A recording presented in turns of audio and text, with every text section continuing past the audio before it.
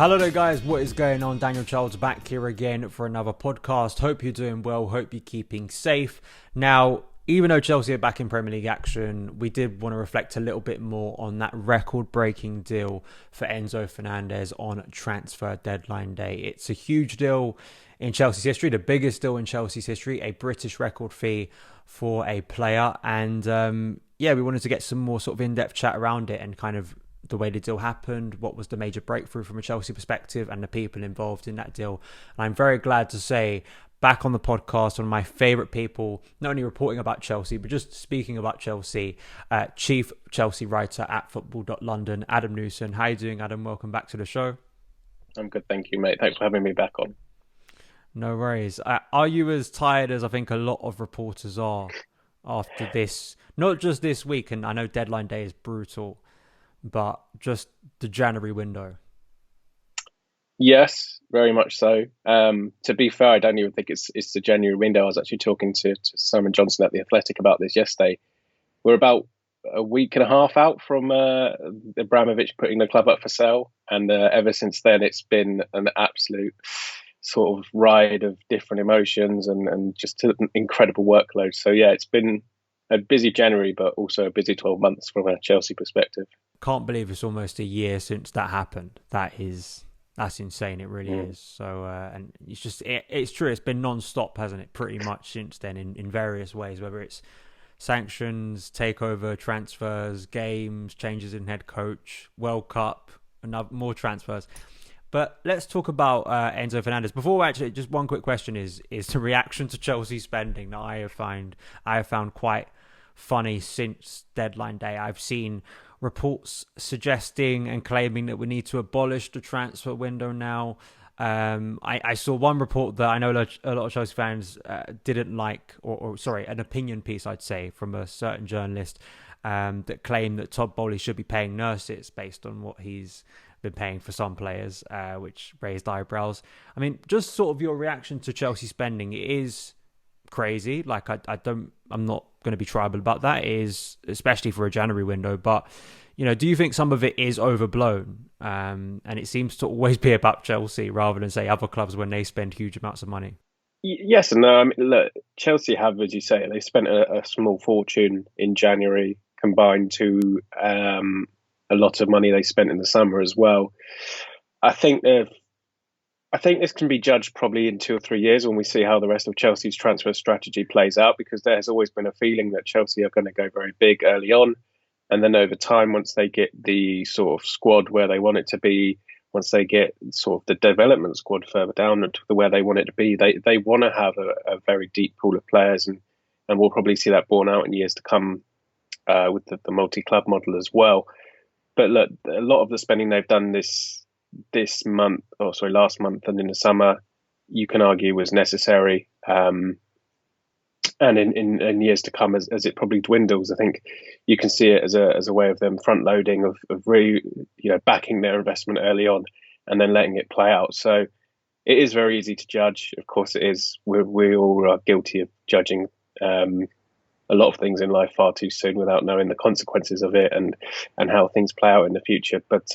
But from a Chelsea supporter's perspective, you look at the squad now, you look at the squad in the summer where it will be, obviously with Malo Gusto joining permanently and Nkunku Kame. I mean, from a Chelsea fan's perspective alone, just focused on the football, it's a very exciting time, and it looks like Chelsea are building something very special. So let's get into Enzo Fernandez. It seemed at the start of the month this was progressing, and then it died, and then it came back in the final few days of the transfer window and went all the way to the deadline. I guess just focusing on deadline day and around those final few days of the window when it progressed and Chelsea got that optimism again. How did this deal come about? Because publicly, at least, if you're just watching this unfold earlier in the month, I mean, it seemed like Benfica were going to hold firm. When a coach comes out and says that, I was speaking with Liam Toomey last week about this, like when a coach comes out and says what he says about a player, you think he's probably got the backing from the hierarchy to do so, and Enzo Fernandez kissing the badge. So what was the key ingredient that made Chelsea go back and think that they can get this over the line? Well, as you say, it did collapse rather spectacularly in the early sort of part of January, and Benfica were very much pissed off um, with Chelsea's behaviour and what they perceived to be Chelsea's behaviour of sort of verbally agreeing something and then trying to lowball them in face-to-face discussions. So things did seem, I sort of probably used the term, the deal was very much on life support then. But Chelsea did manage to rebuild relationships, kept the dialogue open, which was very important. And I think it was, I can't exactly remember the timeline, probably with a week and a half of the window to go, without, probably revealing too much. I think I mentioned to you privately that there was some hope that Enzo could suddenly be done. Now, look, you hear a lot of different things as a reporter, and it's then your job to try and stand that up. Eventually, it did become clear that sort of early whisper was legitimate. And so with probably about 5-6 days of the window, it suddenly seemed like, okay, Chelsea are definitely going back in for this. There's definitely confidence on Chelsea's part that they could do it. And then it was all down to how tense the negotiations would be with Benfica. And I think the good thing from Chelsea's perspective is that when they did go back in to Benfica, that they weren't shut down immediately. Yes, Benfica stood firm. They said, we wanted this much, we want the clause. But there was a dialogue there to be had. And then it was on Chelsea. It was more on Chelsea, of course, to then work and push and find a way to make Enzo Fernandez happen. And eventually, as we got into the final day of the window, Chelsea representatives were out in Portugal. Benedict Barley was in London, driving this forward. And eventually, Chelsea managed to get it done with about an hour and a half of the window remaining. They got the deal agreed, and everything was signed off. And from what I gather, the paperwork went through with a few minutes to spare. So yeah, a very sort of long process. But throughout, to be fair, especially the last week, whenever I spoke to people near the deal, and I put this out publicly, there was always confidence on Chelsea's part. There was always a feeling they could get it done. And even when negotiations were tense, and it seemed that they were going to hit a roadblock or were hitting a roadblock, there was still this belief of we will find a way. And as it's been made evident even over the last few weeks, when Todd Boehly and Benedict Barley set their mind to getting a player, it usually means that they arrive. Yeah. Well, we saw this in the Mykhailo Mudryk case a few weeks ago. Chelsea got the deal done so swiftly, even with stiff competition from Arsenal in the end. I did just want to ask about another midfielder, Moises Caicedo, because Chelsea, as reported by The Athletic, did bid 55 million apparently that was rejected. Timeline-wise, do we know if that's just kind of like feeling out another player? Like, could this be a potential if the Enzo deal collapses, or was it after that moment that they kind of then got the signal, okay, we're back in for Enzo? Because it wasn't just Caicedo. There was talks of Onana from Everton. There have been talks for other midfielders. So there was quite clearly alternatives that Chelsea were looking at throughout this month. But Enzo kept on being the name. I mean, Enzo was always the priority for the club. I'd have to go back and look at the timeline of certain things and when sort of certain messages were sent to me. But the Caicedo, look, Chelsea obviously know Caicedo. Paul Winstanley knows Caicedo very well. I think he might have even signed him for Brighton. So he is a player that the ownership, those in the sporting team know, Graham Potter as well. But from their perspective, Enzo was always a priority. It's kind of the logical thing to do, of course, to sound out other options to make sure you're not just putting all your eggs into one basket. But I know there was some speculation in the last couple of days of the window that Chelsea would maybe go back in for Caicedo, or maybe it would be Enzo and Caicedo. I was always told once it got to the last couple of days that Caicedo was very much off the table because of Brighton's stance, and Chelsea weren't going to go and pursue that again. And I guess, when you have people that, a lot of people that you brought in from Brighton, they probably understand the club better than anyone else. And maybe when Tony Bloom says Moises Caicedo is not being sold, maybe you have that relationship and understanding of, okay, Tony Bloom said this, it's not going to happen. You did mention Paul Winstanley there, and I do want to ask about sort of the backroom stuff or the transfer think tank, as it was labelled a few months ago, that I think has now been officially completed, actually. Like, Chelsea did release a statement. I think Joe Shields and Lawrence Stewart, I think, have now joined the club. There are some other names involved that I definitely suggest people go and search out. But just in terms of Winstanley, because his name kept on coming up this month, I just... from your information, their involvement in this process compared to the summer when there wasn't this kind of structure in place, and maybe the difference it made in these negotiations? I think you go back to the summer and it was a very difficult situation to take over a club in, simply because of the timing. I mean, I think the takeover went through maybe about a week or 10 days before the transfer window officially opened. And of course, these are new guys to football ownership, and they're in a situation where they've lost their sort of standout centre-back in Antonio Rudiger, another very, very good centre-back in Andreas Christensen. You've got the Romelu Lukaku situation, of course. So, I mean, there was an element of them having to be reactive rather than proactive in the summer. They had to sort of plug holes. They had to try and give Thomas Tuchel what he felt he wanted early on. And I think they probably learned as they went on through that summer. And I've said this on other podcasts, Todd Boehly, Bedelik Bali and Jose Feliciano are very, very bright people. You don't become billionaires through finance without being incredibly smart. So I think that summer was such an important learning process for them. And they got to the sort of middle of the summer, sort of tail end of the summer, and they realised that there's no point hiring people into these recruitment positions just for the sake of it. They wanted to make sure that they got the right people in, that they didn't rush their choices, and that by the time they'd get these guys in, it would give them enough time to really bed in for January. Of course, Joe Shields and Lawrence Stewart had to see out their sort of respective time at Monaco and Southampton. But now they're aboard. Paul Winstanley has been very, very sort of front and centre throughout January. He was the one leading the Madrid. He was with Iqbali out in Turkey getting that done. He was a guy leading Enzo. So he's very much taken this sort of senior role on and has been very influential in helping get deals over the line. So, yeah, it's going to be interesting to see how this structure plays out. As you say, everyone is now there from this recruitment team. I think Christopher Vivel's title's been tweaked a little bit more, so he'll be focusing more on global recruitment and maybe sort of when the multi-club system really sort of is set up, which I guess is logical because he has experience of this from Red Bull. He knows that setup well. And then, we'll see how it all plays out. And it is going to be interesting because you're going to have a lot of different voices in the room. You're going to have a lot of different opinions on players. There's going to be a lot of recommendations, and it is going to be intriguing to see how it's all collated and eventually settled upon, and who ends up leading it. And I guess if anyone else joins down the line, we'll see on that front as well. I do think the Enzo thing is quite funny on the player side. It's kind of a flip of what happened in the summer where, Chelsea went in to say the Rafinha deal, and the player's heart was always set on Barcelona, and that was the thing that really undermined that deal in the end. And I know Jules Koundé was a little bit of a different situation, but there were periods during the summer.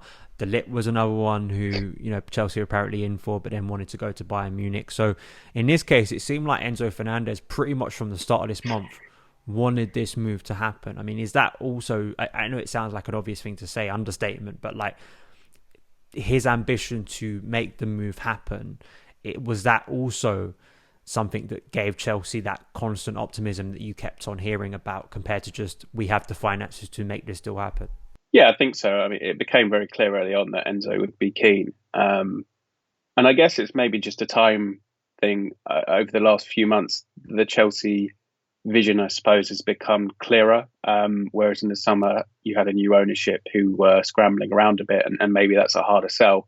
Whereas now it's very clear. So you've got the recruitment team set up, you've got the sort of management structure, you've got a new head coach that you want to invest in, and you can pitch the vision to players. It's an easier sell when you see people like Mykhailo Mudryk signing up. As a player, you see, okay, these guys are serious. They're trying to get a lot of young talent. They want to make Chelsea really competitive, and of course that helps. Enzo Fernandez was very keen to make this move. Benfica were quite keen to try and keep him tied down to the summer, even if it meant selling him to Chelsea now. And I know there have been reports in Portugal that said that Enzo basically said, no, I want to go now. I want to join Chelsea. And if those are correct, and I have no reason to doubt those, and that is some job from the Chelsea recruitment team to convince a player who almost certainly would have won a title with Benfica and played in the Champions League as well, to swap that for a club that is currently 10th in the Premier League and faces a battle just to get into the top four. So yeah, Chelsea are sort of making very good strides in terms of how they're pitching to players, and I think players can really now see the longer term plan for what Chelsea want to try and do, and where they want to go as a club again. Yeah, I mean, West London is always going to be a big negotiation pool for me. Like, you know, you got Harrods, you got Stamford Bridge. It's a lovely area. Just come to West to be London. fair, you know, Lisbon is quite nice though. Yeah, but come on, it ain't West London. Come on, it ain't SW5, SW6. You know, that is where it's at. The final question is probably the toughest one, but we know, watching, covering Chelsea, these transfers, when Chelsea go big on transfers, it doesn't usually work out, which is, you know, the one thing I think I'd be naive to not bring up in this situation. I mean, the most recent example we have is currently out on loan at Inter Milan after a pretty dismal season. This is a player who's only had, 6 months of European football, not even that. There is a risk, right? But I mean, it's kind of that risk-reward thing that it seems like this new ownership is going for, of sort of going, are Chelsea grabbing, in a lot of cases, not even the next big thing, because I think a lot of people think Enzo's the big thing now, but, you know, there is risk, Chelsea history-wise, that when we do spend a lot, it hasn't worked out, and they kind of have, this new ownership has to kind of buck that trend, right?